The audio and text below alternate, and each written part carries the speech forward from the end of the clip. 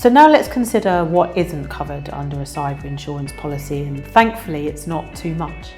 So it should be noted that some losses or costs that typically won't be covered under a policy include things like predicted, potential or future lost profits, any business devaluation due to theft of your intellectual property, so things like designs, molds, specifications, any costs that you've incurred in improving your technology or systems internally, including any system or software upgrades that you might have purchased and installed following an attack.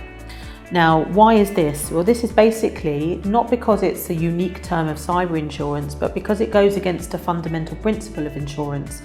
Insurance is designed based on a principle of indemnity, and what indemnity means is putting you back in the same position that you were prior to a loss. Now, if you've actually improved that situation following a loss, actually you're now benefiting. You're not maintaining what we would call the status quo.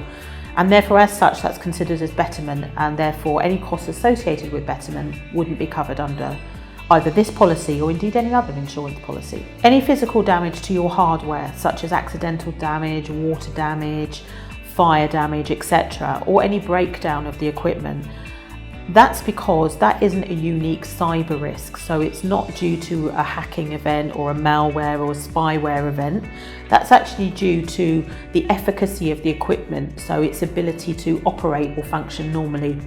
That actually is an insurable risk, but that's actually covered under a property policy. Ironically, that's because computer equipment is classed as property.